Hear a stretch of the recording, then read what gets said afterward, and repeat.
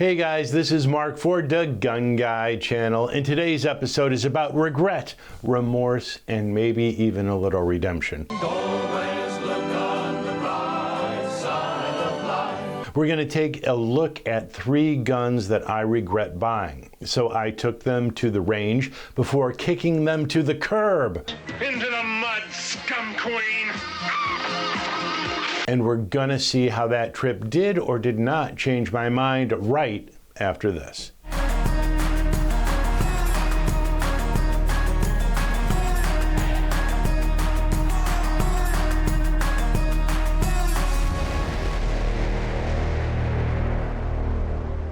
In every man's life, there comes a time when your gun safe starts to get full and you have to make that all-important decision. What guns do I regret buying, and do I want to get rid of them to make way for the younger, sleeker, more attractive gun in my life?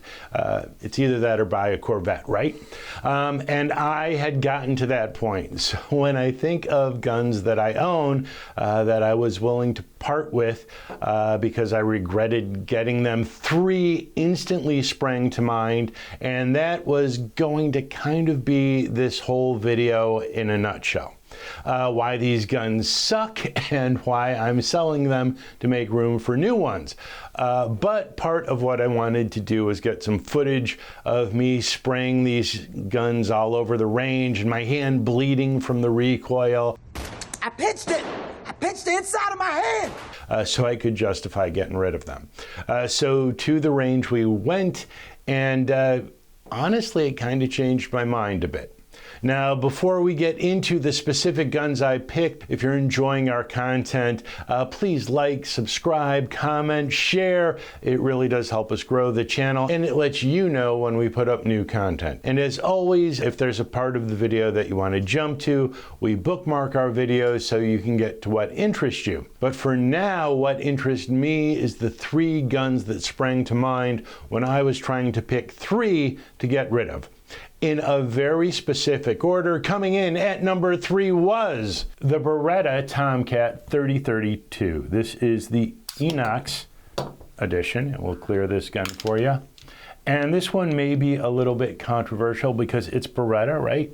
It's a great gun company. It's a great gun by all accounts. It's chambered in 32 ACP, and when I bought this gun, I was in quest of the perfect pocket pistol, and as you can see by the size, right, it really is a great pocket pistol size. So how can you not like this gun?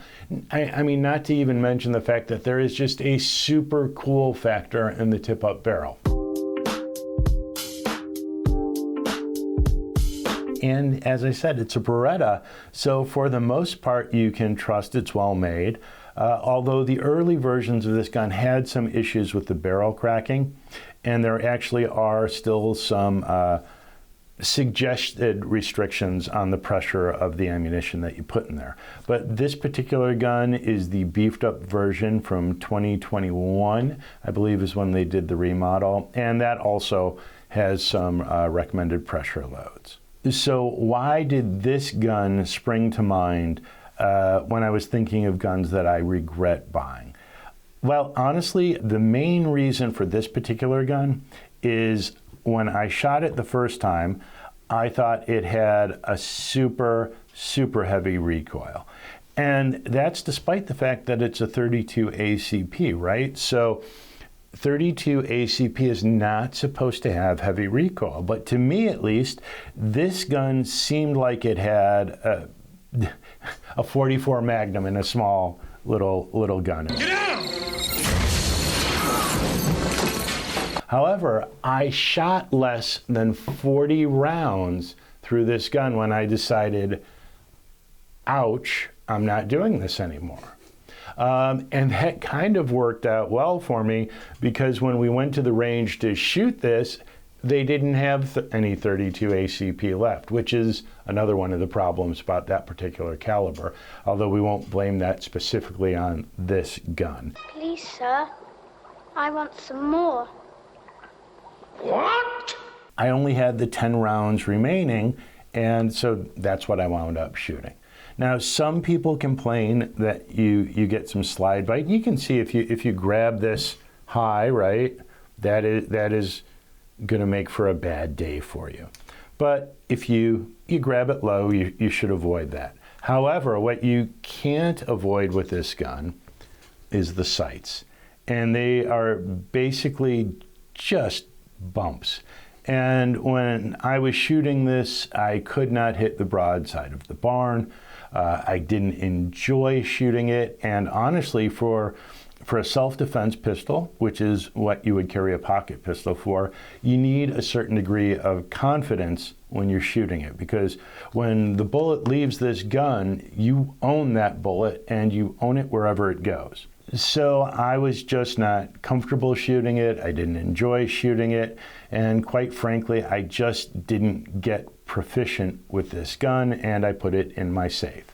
However, like I said, I wanted to show you guys how terrible I was with this gun, and then how I put my hand in a bucket of ice after I shot 10 rounds through this gun. And here's what happened when I shot it at the range.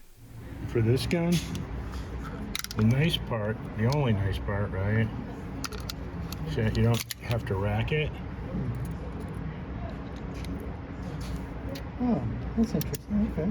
Right? And then you can do that.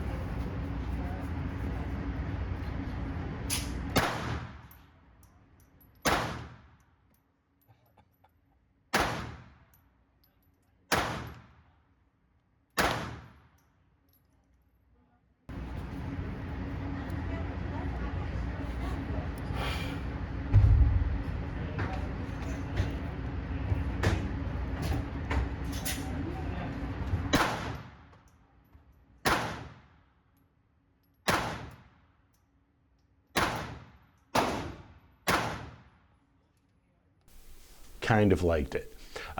So honestly, the sights did not really bother me that much, and the recoil this time seemed incredibly manageable, even though it's a true straight blowback gun, which basically means it uses the blowback power to extract the spent cartridge. Note, on this particular design, there is not even a traditional extractor, so it really does just rely on that force, and those guns tend to be a little snappier than other designs. So not only is it off my regret list and back on my keep list, but I actually ordered several hundred rounds of 32 ACP and a new 30X Tomcat, which is the upgraded version of what I have. And we're going to do a full review on both the 3032, which is the model you saw, and the 30X once I get it. Why did I change my mind on this gun?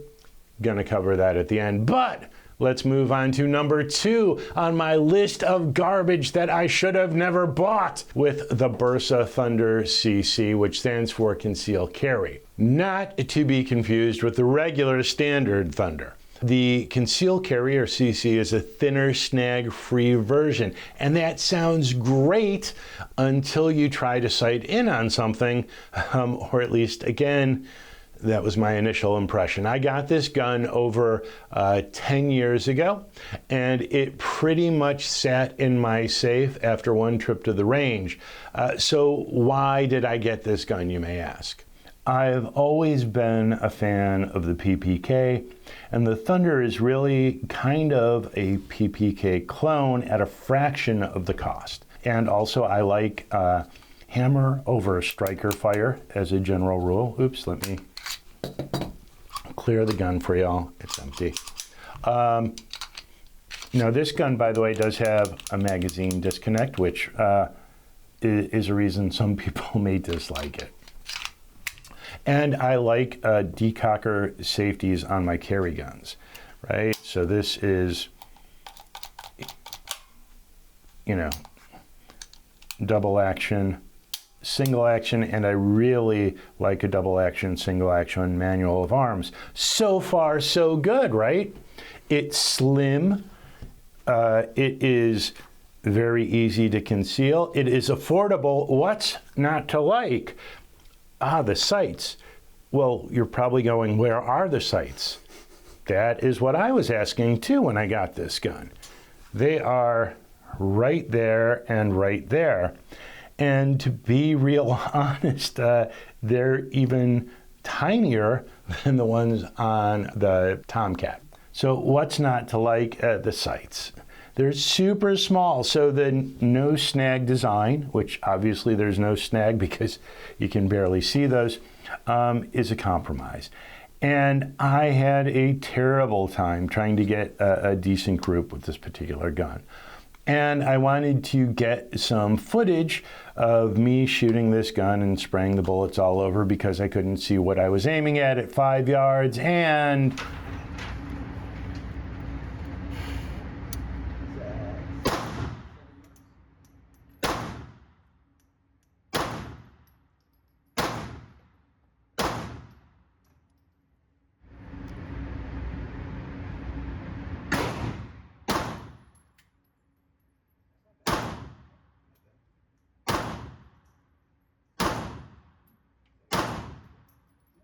not bad, right? So I did an okay job with this gun. And just to go even further, I've come to appreciate that the double action on this is really not bad, especially for the price point. And the single action also, really pretty nice. Again, because it's a blowback type design, not the most pleasant gun to shoot, but it was not nearly as bad as I remembered. And also, no, we did have a few malfunctions with this gun at the range.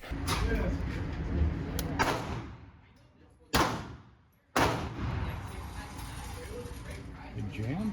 Jammed.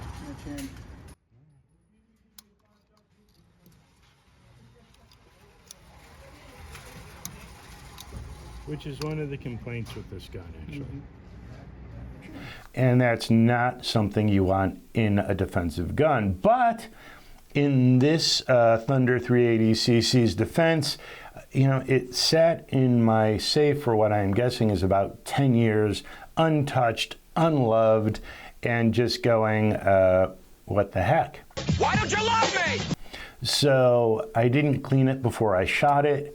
So honestly, for a gun that sat untouched for probably the better part of 10 years, I think it did pretty well. So my final thoughts on the Thunder 380cc, yeah, you guessed it. I liked it. The sights didn't really bother me, although I will say they're really tiny, right? But for a defensive gun, it was pretty accurate.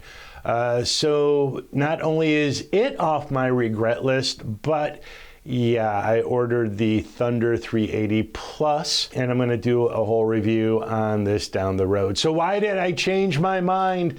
We'll cover that at the end again. Okay, but it's not looking like there's going to be any room in my safe for these new guns at this point. But let's take a look at gun number 3 that I regret, and that is the Walther PPK. Now, it's a classic, right? The Walther PPK, I bought it because, let's face it, it's beautiful. I mean, it's the Bond gun, right? It's elegant, it's iconic, it's all metal. It feels like a premium gun. It's slim, it's carryable, and it sucks to shoot. Oh no! So at the time, which was shortly after I decided that the Thunder 380 was horrible because of the gun, right? I blamed Bersa. It wasn't me or my gun handling skills. Obviously, it was because I bought a cheap plastic version of this classic Bond gun, right? Totally. Wrong. It was probably the most unpleasant semi-automatic pistol I have ever shot at the time. So when I was coming up with guns to rehome, despite the beauty of this particular gun, this was one of them. So I took this gun out to the range to shoot, and honestly, it hurt in several ways, but let's take a look at this video.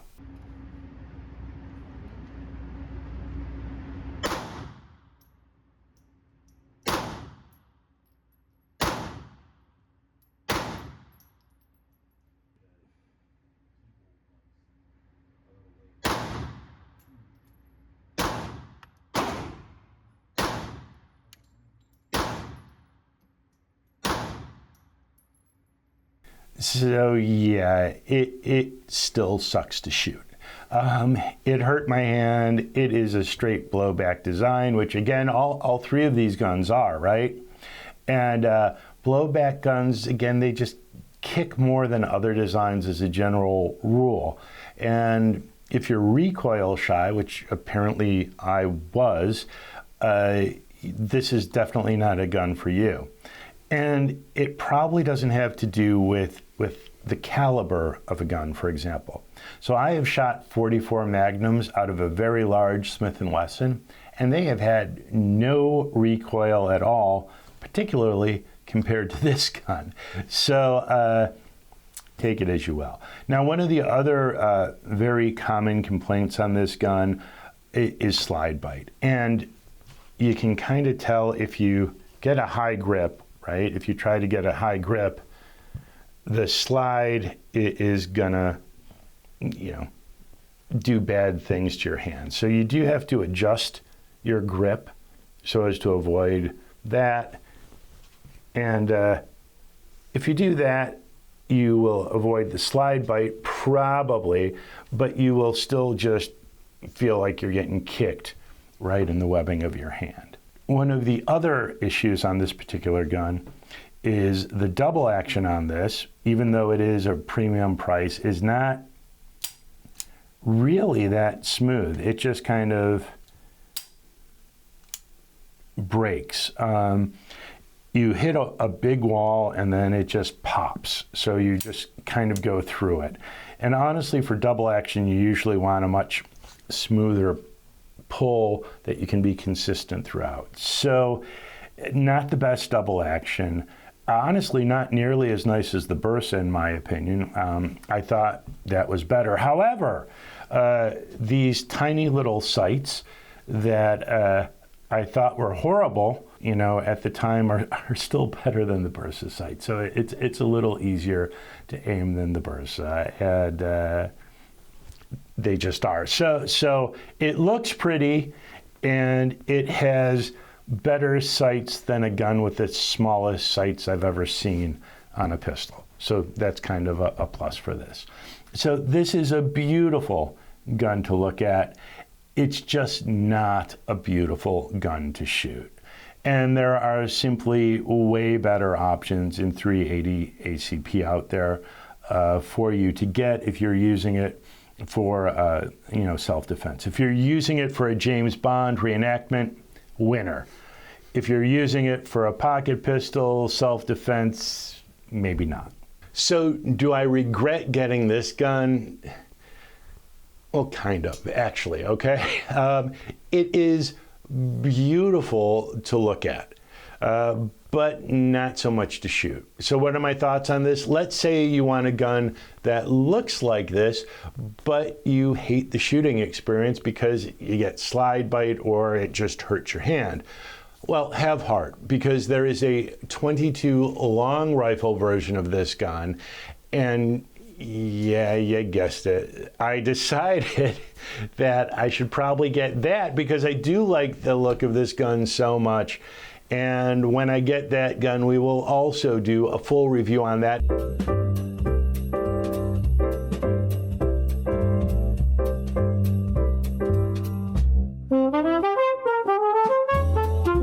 Remember, we've banned assault weapons, we've banned high-capacity magazines, we've banned switches that turn regular guns into automatic weapons.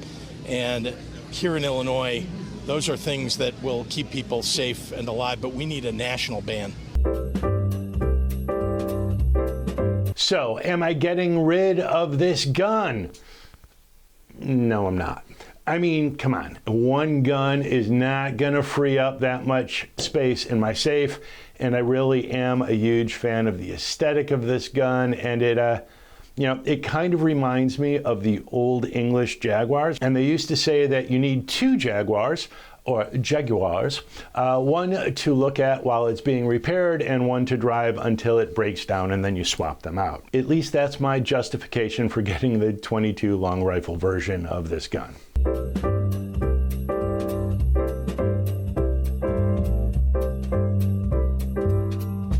So out of the 3 guns I thought I regretted buying and wanted to sell, I am going to sell none of them.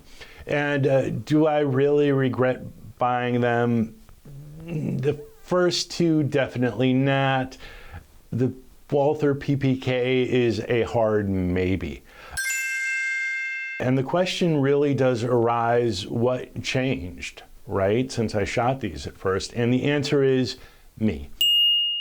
I'm a lot better than I used to be, and objectively, I'm probably at least pretty decent to above average. Even though I'm having more trouble seeing now, so I need glasses. But I shot worse when I had perfect eyesight. So I guess life is a series of compromises, right? But I've taken a ton of training classes. I've worked on my skills. I do dry fire practice. And it's kind of changed the way that I shoot and the way that I handle a gun and the way that I evaluate guns. And that's part of the journey that I'm on. And it's hopefully part of the journey that I'm sharing with you guys. So there are definitely low quality guns out there. You know, be aware, do your research, try and shoot them if you can. Because for example, if I had shot some of these guns before I got them, I probably wouldn't have gotten them at the time. Although now I would probably get them. Again, with the exception of the Walther PPK, I'd probably get the 22 long rifle, which is sort of what we're doing. So do I really think I have many regrets in my gun safe? I don't. So what is my fix for my space problem? Obviously, I'm going to buy another safe. So let me know if you have any regrets over the guns that you've bought, if you have an opinion on something that you've bought and it's changed. Did you love it and then you hate it? Did you hate it and now you like it or love it and want to date it? Let me know your thoughts, where you're at on your shooting journey. As always, please like, subscribe, share. See you next time on the Gun Guy channel.